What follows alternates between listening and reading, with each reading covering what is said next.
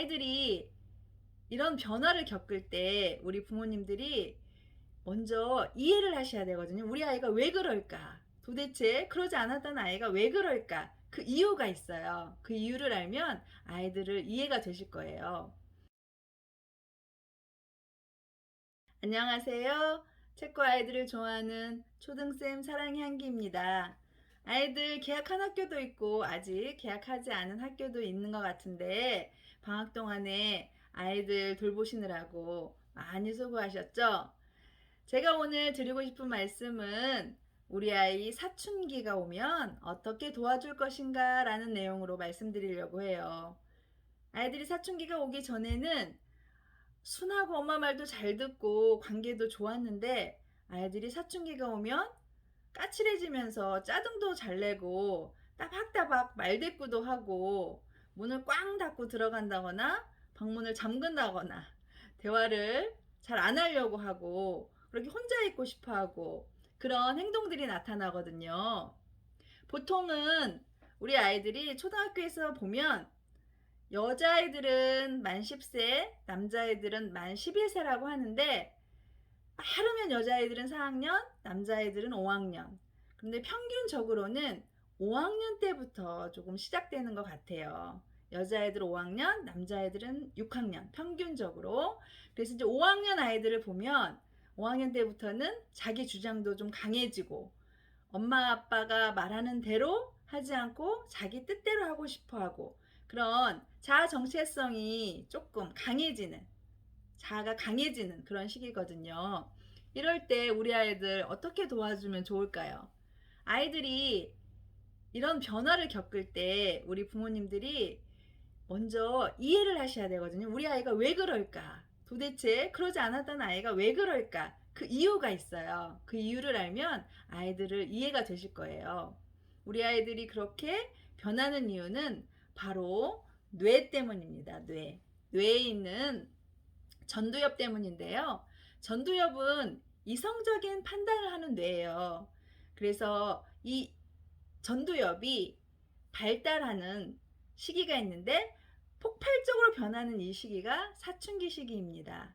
사춘기 시기에 이 전두엽이 리모델링 공사를 한다고 해요. 보통 4, 5학년 때까지 아이들의 뇌가 아파트로 치자면 20평대 아파트, 그 정도 크기를 가지고 있었는데 사춘기 때는 내가 리모델링 공사를 하면서 30평, 뭐 40평, 심지어는 100평까지도 넓힐 수가 있다고 해요. 그래서 이 사춘기를 어떻게 잘 보내느냐에 따라서 이 이성적인 판단을 하는 전두엽이 아주 튼튼한 집을 지을 수 있다고 합니다. 우리 아이들이 이 시기에 이성적인 판단을 하는 뇌가 공사를 하고 있기 때문에 이성적인 판단이 어려운 거예요. 그 반면에 감정의 뇌는 굉장히 활성화가 돼요. 그래서 아이들이 감정의 기복이 심해지는 거고 이 감정을 조절하는 세로토닌이라는 호르몬이 다른 시기에 비해서 이 사춘기 때 40%나 줄어든다고 해요. 그러니까 아이들이 감정을 조절하기가 힘든 거예요. 뇌가 공사하고 있고 감정의 뇌는 활발해지면서 감정을 조절하는 호르몬 세로토닌은 40%나 줄기 때문에 아이들이 그런 행동이 나타나는 겁니다. 이것을 꼭 기억하셨으면 좋겠어요. 아, 아이가 지금 전두엽이 리모델링 공사를 하고 있고 감정의 뇌는 또 활발해지고 있고 감정을 조절하는 호르몬인 세로토닌은 40%나 줄어들었구나. 이것을 먼저 이해하신 다음에 사춘기 아이를 대하시면 좋겠습니다. 그래서 우리 아이가 사춘기가 나타났을 때 어떻게 하면 좋을까? 엄마, 아빠가 어떻게 해주면 좋을까? 그 행동 5가지를 말씀드릴게요. 사춘기가 온 우리 아이 도와줄 수 있는 첫 번째 방법은요. 아이들을 부드럽게 수용해 주시는 거예요. 받아주는 거예요.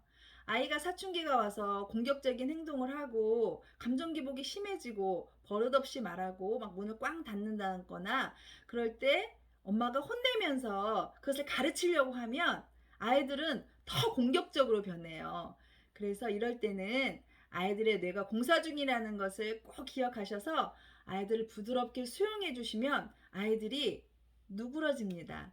엄마가 볼 때는 정말 막 열불이 나더라도 부드럽게 수용하고 받아주세요. 아이가 그런 모습을 할 때 꼭 가르치고 혼내려고 그 순간에 하지 않으셔도 됩니다. 사춘기 아이를 도와줄 수 있는 방법 두 번째는요, 아이들에게 즐거운 경험을 하게 해주는 거예요. 예를 들면은 좋은 친구들을 사귀는 거, 친구들과 영화를 보러 간다거나, 친구들과 운동을 한다거나, 친구들과 함께 즐거운 시간을 보낼 수 있는 그런 경험이 좋고요. 또는 가족과 여행을 간다거나, 뭐 체험 활동을 한다거나, 몸을 움직여서 하는 거, 몸으로 배우는 것들이요. 뭐 캠프라든가, 봉사활동이라든가, 이런 것들에 참여하면 좋습니다. 그래서 이 시기에는 아이들이 즐거운 경험을 많이 할 수 있도록 특히 몸으로 하는 활동을 많이 하게 해주시면 좋습니다. 사춘기를 도와줄 수 있는 방법 세 번째는요, 아이의 사생활을 인정해 주는 겁니다. 아이의 사생활이라면 특히 핸드폰하고 관련되는데요. 아이들 핸드폰을 몰래 보는 부모님들이 계세요. 저도 좀 그랬었거든요. 반성하고 있어요. 아이가 누구를 만나는지, 어떤 일을 하는지, 누구하고 뭐 카톡에 어떤 내용을 하는지 막 궁금해서 아이 핸드폰을 몰래 이렇게 보시는 부모님도 계시거든요.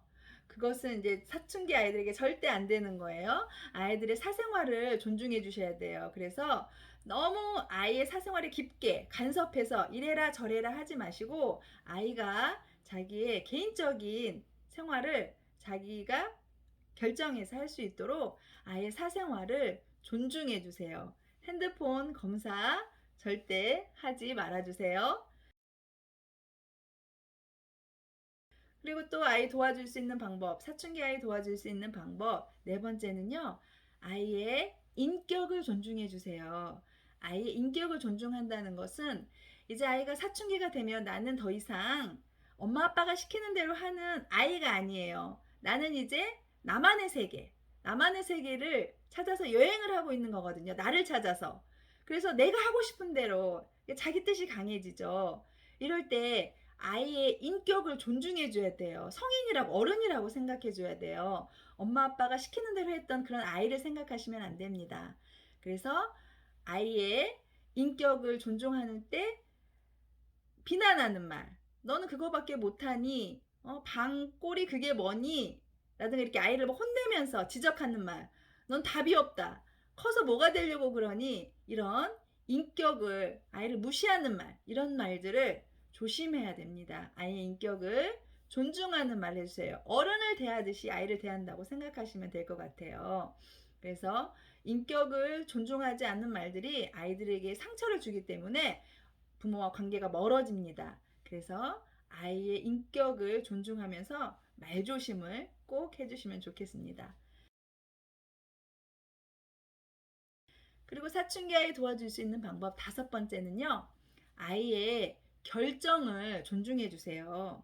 그동안은 거의 부모님이 결정한 것을 아이가 따라왔다면, 이제는 아이가 생각해서 판단을 내리는 그 결정이 아이에게 피해가 되지 않고 남에게 피해가 되지 않는 일이라면 그 결정을 존중해 주시면 좋아요. 아이의 결정대로 해보도록 부모님이 해주시는 거예요.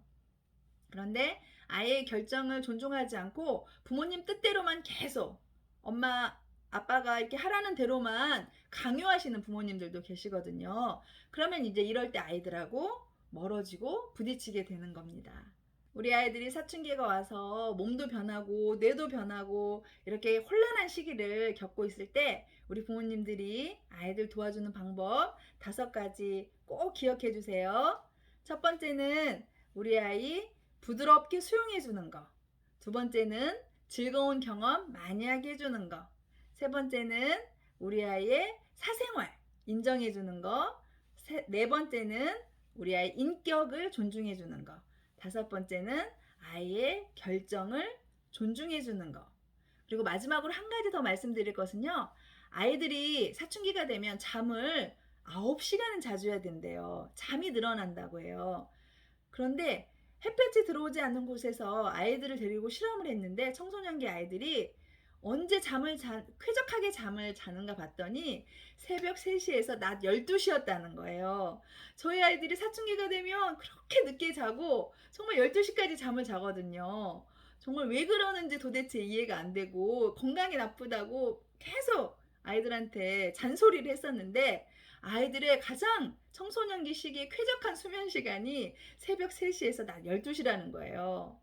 특히 아이들이 아침잠이 막 많아지잖아요. 못 일어나잖아요. 초등학교 때는 안 그랬는데 어느 날 갑자기 아이가 막 12시까지, 1시까지 잠을 자잖아요. 그게 다 이유가 있었더라고요.